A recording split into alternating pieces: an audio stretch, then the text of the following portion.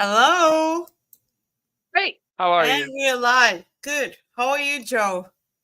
I'm doing well. If you hear my puppies barking in the background, they like to do that every once in a while, so I apologize, but I'm having a great day. Yeah, that's fine. I sometimes have my cat coming to the camera as well. So, well, if you see the tail walking through the screen, that's my cat. Yeah, Perfect, perfect. No, I love that. that's cool. So, Joe, today we're gonna talk about we choose a topic to be how to love your life. Yeah, yep. Oh, I thought like as we always start like right away to the topic, I thought about the first question to ask like why is it that's even a question that some people don't love their life? Well, I think it's because a lot of times people aren't doing what fulfills them. They're not living their purpose, their passion, their desire, what they want to do. Maybe they're stuck in a 9 to 5 job that they're not happy with, or relationship they're not happy with, or a life that they're just not enjoying. And the thing that it's just crazy, and I just have thought about a lot is we only have a limited time here. So we get to choose whether we're going to enjoy that time or if we're just going to waste that time and do things that we feel obligated to do. The reason that I just really have dialed in on this is my sister passed last year. She was 48 years old. I'm Oh, 47 now. She had no idea she had a year left. Like she knew she was dealing with something, but she didn't know she was going to be gone within a year. And I'm like, 47 years around the sun is not a long time. I'm no. going to live life to the fullest, do what I love doing with the people I want to do it with. And there's no rules on that. So it doesn't mean, because when I say this, a lot of people think, oh, you have to be a multimillionaire, you have to do this, you have to Mm-hmm. do this. No, it has to be a life you enjoy living. What is it that fills your heart with gladness? It could be 200,000, 500,000, 200 million. I don't care. What is it you want to wake up to each and every day that's going to fulfill you, make you happy, and just be loved. Like I know a dude that actually like just travels the world. He probably doesn't make that much money, but he just goes to different places. He's super happy. That works for him. And I think the problem is we get what society says we should have instead of finding out Exactly. what we want to have. Mm-hmm. I think so as well. People are so busy and comparing their life to somebody else's life, so they don't even notice that their own life is also good. Yeah. So, Well, yeah, because it's that whole you got to keep up with the Joneses, or you have to do this, or you have to do that. And I thought about it. Like, here's the thing. Like, I'm a super successful sales guy. I've been for a long time. They send me on trips. I love trips. You know what kind of car I drive? Most super successful salespeople like me would have like a Corvette, a Ferrari. They would do something like that. mm-hmm. I drive a Toyota RAV. Why? Because it's functional and I like it, and I don't care that I have a cool car. Like that does not, Mm-hmm. it doesn't light anything up for me. But if you said, Joe, do you want to go to Hawaii next week? I'm there. You want to go to Greece? I'm there. I will throw money at that because I love travel. But Yep. cars, it's not the thing. But then I know people that they have all these exotic cars, and I'm not hating on them. If that's what they love, cool. Do that. Enjoy that. I think it's just people just get so caught up in status instead of what are you happy about? Mm-hmm. Happiness is an inside job. That's the thing that people forget.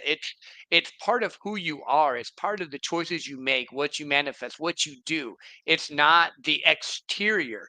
Now, don't hear what I'm not saying. I don't want to be poor. I don't want to not Mm-hmm. have food. I don't want to be stuck and not be able to do what I want to do.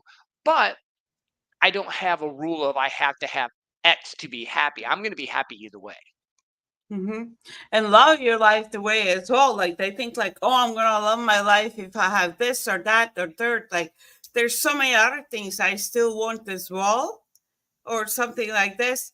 But just to have the basics is just you love your life not for what you have, but the love, like the life that you're living. Just the fact that you're alive, that should be the starting point to it. Yeah, well, and like even us having this conversation, I love learning Mm-hmm. about different people. I love meeting new people with different ideas, different cultures, different aspects of it.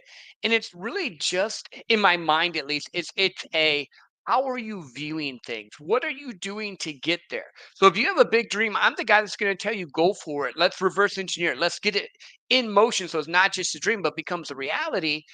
I just think that the most valuable thing we have is time, And the most valuable thing we can give is time. So, us talking today is a gift to each other Mhm. because we get to learn about each other.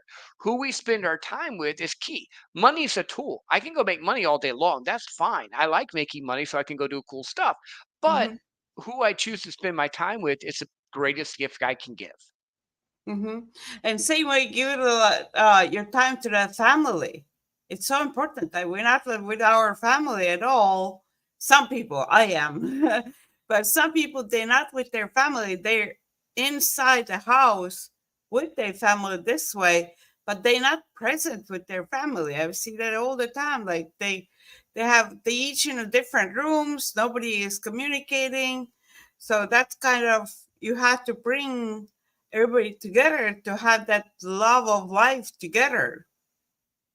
Yeah, I think that's key. I think the problem is that we're so caught up in cell phones or TV or games or whatever it is that we want to do because we're such a instant gratification society that we forget that the family unit is the people that you're building this life for.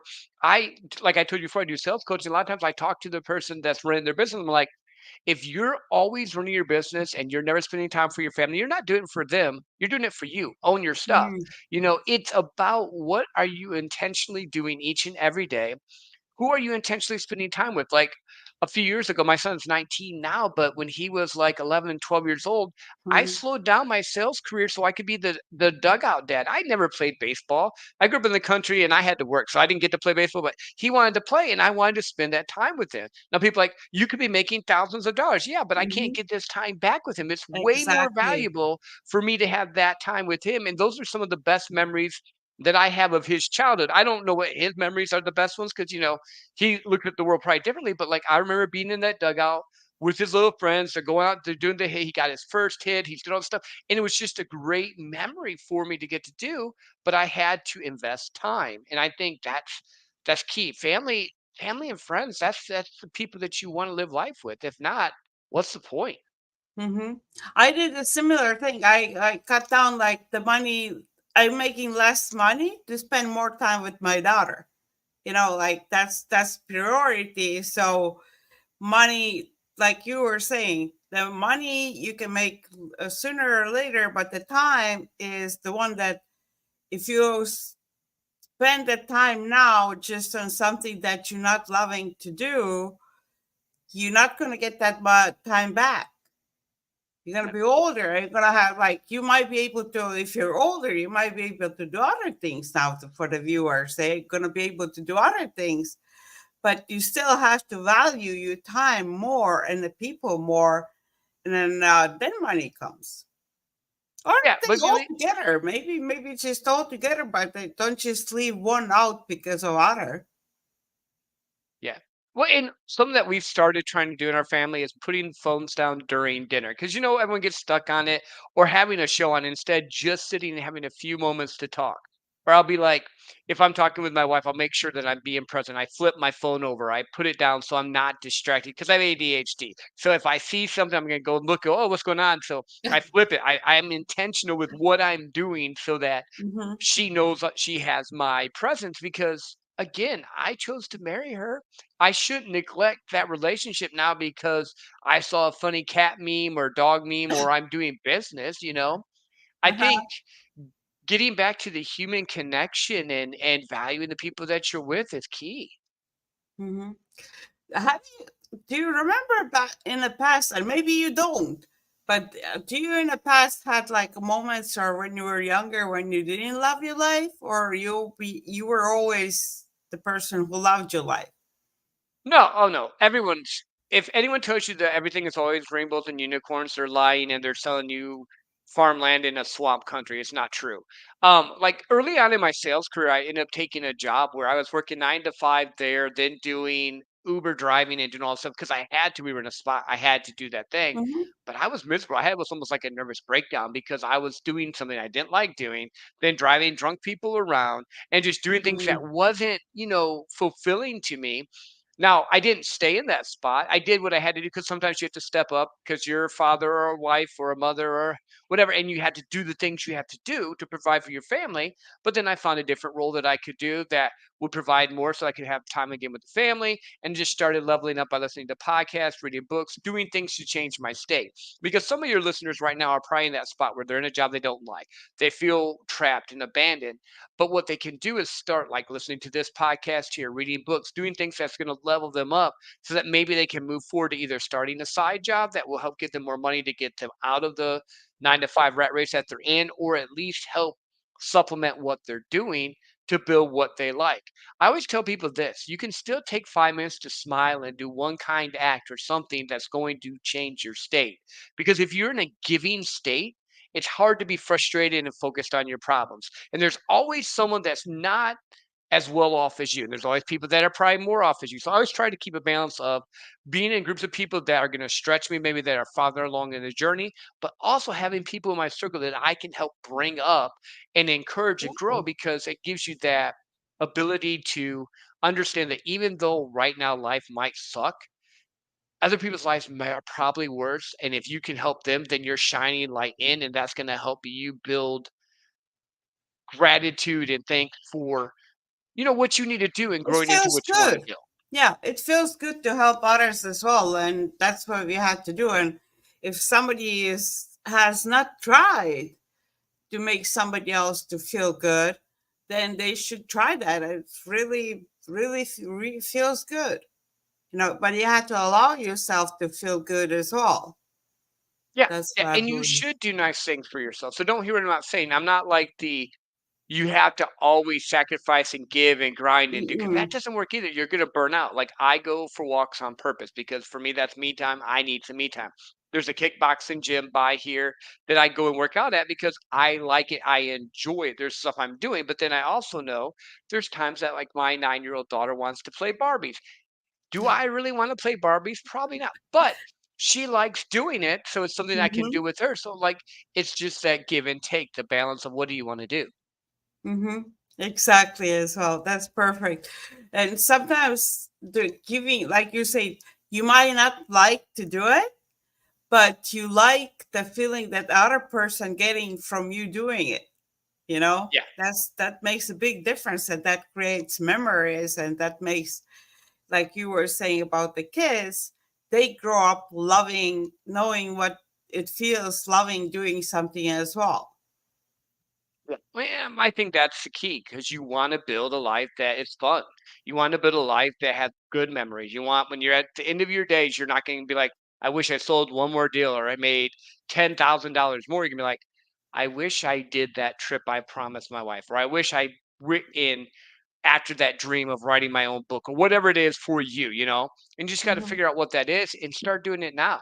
Like, I almost changed, because I have a podcast as well. I almost changed my podcast name to Bucket List Life because I like doing Mhm. experiences that most people call bucket list. Um, but I think I don't even like the term bucket list. I just want to be able to live a life I want to do. Yeah. That's it. Yeah, it doesn't. I like that you're bringing up that doesn't have to be like a bucket list. It's like living the life, and that's like one of the points that I wrote down for today's show as well. It was like to love your life, you have to love living. That's Mhm. all. Your life doesn't have to be in a certain way. You just wake up, love living. You're alive. You love the fact that you're alive and you get to do things. And Mhm. like we agree, that's all. And the viewers, they have to consider there's never going to be a moment like everything is perfect or this you have everything or like this or what. It doesn't matter. All those things are part of your life. Like I've gone through all kinds of ups and downs and everything, but it's part of the life. And like after you deal with this situation and you've done it, you actually kind of feel good that you look what I did, look what I came through. Yeah. Well, and I think it comes down to the hard moments make the good moments better. And learning to love yourself for who you are at the point you're at, with all your faults, with all the things that maybe you haven't Hmm. done right, and accepting where you're at. And that doesn't mean that you just stay there. You grow, you learn, you grow, you get Exactly. better. But knowing that you're where you're at right now, move forward and just be who you're supposed to be. It's it's simple. Like I teach this thought process a lot of times. Success is boring. It's knowing the right processes and systems to do over and over again. The problem is that success is not sexy. It's not like the Lambo people that you see standing there. They are going to tell you this one secret to get successful. You know what the secret of success is? Mm. Be consistent, love yourself, help as many people as possible, and you win. That's it. The more people you help, the more you win. The more they win, they pay you. Like sales and success run hand in hand. There's no gimmick. There's no get rich quick thing. It's a consistency over time. Like I'm super successful in sales, but I've been doing it for 20 years. It Mhm. wasn't like I'm not an they'll say it's an overnight success because that's just they just finally figured out who I was. I was still doing this 10 years ago. I was doing this 15 years ago. They just didn't know me yet. So they're like, "Oh, it's easier to say he's an outlier. He's an overnight success," instead of, "Oh wait, he built it over Mhm. time," which I think waking up to a life you want to live, building a dream job that you want to do, running a business that you want to have. Maybe your thing has nothing to do with that. Maybe you want to run a marathon. Maybe you want to learn how to sew. Maybe you want to learn how to Alaskan fish. I don't know what you want to do. It's just figuring that out. Mhm. Perfect. And also for uh the way to love your life is to pay attention what actually makes you feel good. People don't pay attention. They go through life that they notice that things are not right, but they don't notice that things are like they had they if they look at all the things that went good, they had a perfect day.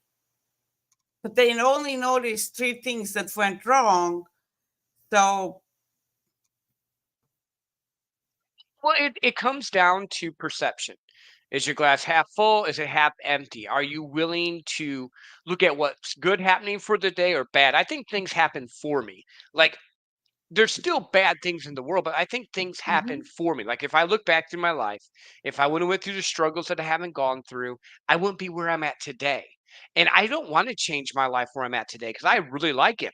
But if you look at my past, there was a lot of dark times, things that I wasn't as happy about, or struggles, or losing people that I thought were friends, or being betrayed, all that different things. It's part of the human connection, but either you can be a victim or you can be a victor. It's your decision. You just choose each day how are you going to respond. mhm. I think one thing what people get stuck in as well, what stops them from loving their life now, is they're stuck in the past, like we were just talking about, and they stuck about thinking like, oh, if I would have done this differently in the past, or they think of like, oh, it was better in the past, which is like, oh, that is over, like Mhm. first of all, with if I would have done something different in the past, that doesn't exist. That never gonna be. That never happened. What you did, that's what happened, and this is what we have now. And if you want to change anything, you have to change it now and in the future. Yeah, well, and you have to just give yourself grace. I think people beat themselves up too much because they can look back in 2020 hindsight is you've seen all the variables now. But when you're in it in that moment, you don't always understand or see or know which way to go. So you make a decision. The only time you have is present. You can't go into the future. You don't know what's going to happen in the future. You can project and do things to hopefully build what you want, but you can't guarantee anything because you're not Hmm. there yet. You can't go in the past and change anything you said, done, responded, or anything like that. But you can be going and say, okay, cool. Last time this situation happened, I responded this way. I didn't like that. I'm going to respond this way now because this is going to give me a better outcome. And then just move forward and be present. Again, fear and anxiety come from living in the past and living in the future. Fear of what you said wrong or what you didn't do right. Anxiety is fear of not knowing what's going to happen. Well, love well, do your best, and that's all you can do. I know it sounds cliche. There's probably people listening go, yeah, that's easy for you. You're all super happy. I've been through dark times. I've seen things that I don't want anyone to ever know I had to deal with. Me But too. I'm not gonna let it control me or dictate how I respond to others or to people or how I choose to live my life because, like we said, we only get so much time. So why do I want to dwell on something that's going to make me sad and miserable that I can't change? There's no point at this point. Hmm. I'm the same way. And I want to point out for people that this, I think that's one of the most important points to be, not be stuck in the past and just like focus on what it's now. So that's the Yeah. one thing. Well, I wanted to ask one thing as well. Like for you as a salesperson, what is kind of from the sales perspective? Is there anything what people, salespeople can do or something? How is sales and loving life related? Is there Um, anything like that? yeah, because I can dictate how much money I make. Oh, So with that's cool. sales, I have to sell to make money. That's just how it's set up. So there's no guaranteed, but there's no limit. So if you have an abundance mindset like I do, I can go out any day I want and I can make sales and make more money. So I can, like I mentioned before, go on a trip to Hawaii, go to Greece, do whatever I want to do there. But also the buck stops on me. So I have to be in a state of giving and openness and helping people, because if I get in my head and I don't make the calls and I don't do the things I need to do, then the money is going to dry up and I don't have anything to fall back on. And then I could revert back into the state of lack and not having enough and not being there. So it's always about the state you're choosing to be in, and then the work you're willing to do. Like with sales, the work I do now shows up 3 to 6 months from now. The people I talk to now typically buy within 3 to 6 months. So I have to keep filling that pipeline. But that's the same thing with relationships, with what anyone's doing. The time you invest now shows up 3 to 6 months from now, because if we're talking now, well, now we're friends. You and I are going to be friends now because we've actually had a conversation. We've been on the show. We're doing different things.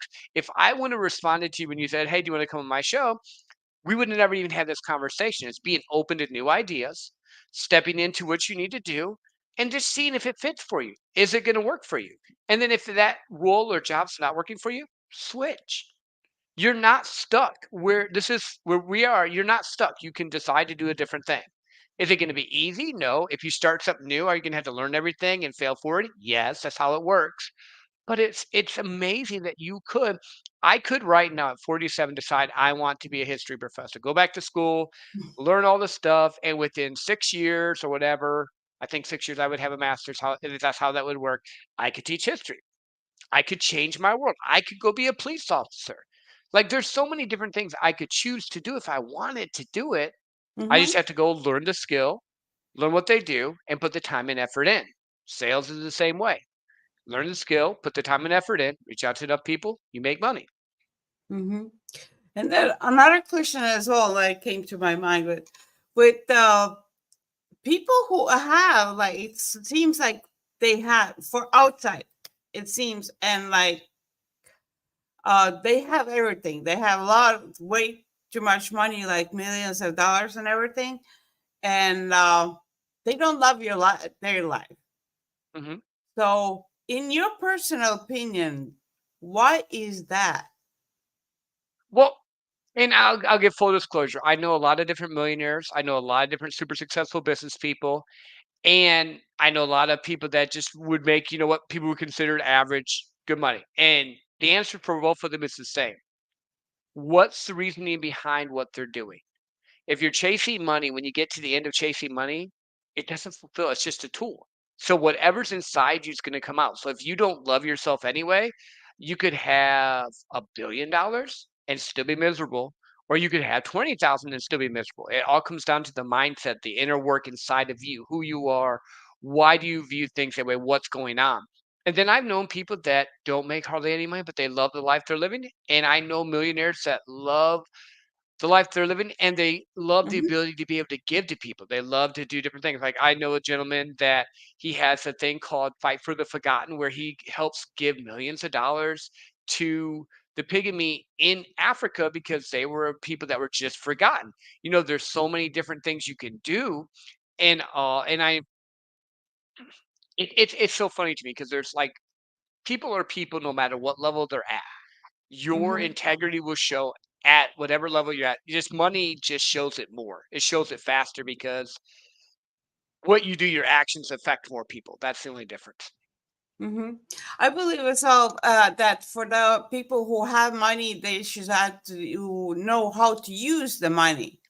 If you use the money in the right way, the money that a lot of money that you have, like you said, your friend who's uh, doing the charities and everything, or just even for yourself, if you're doing things that you love, use the money to do the things that you love, that's when you're going to be loving your life.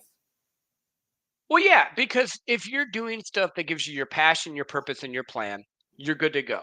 What's your passion? What are you happy about? What is it that fulfills you? It could be that you don't like people, but you like animals and you want to have a dog shelter or a cat shelter, and you funnel all your money into that. Great. That's your passion, your purpose. Your purpose is just your intent behind it.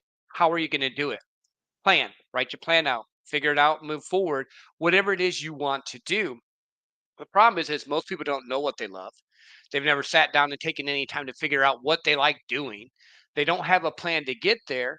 So they live vicariously through people on TV or shows or movie stars or sports stars. Like they'll put someone else's jersey on and sit there 12 hours on a Saturday or Sunday to watch a sport, but won't put their own jersey on to build their dreams, their goals, their plans. And I think Mm-hmm. that's the key difference. Actions speak louder than words. What actions are you taking to do what you want to do?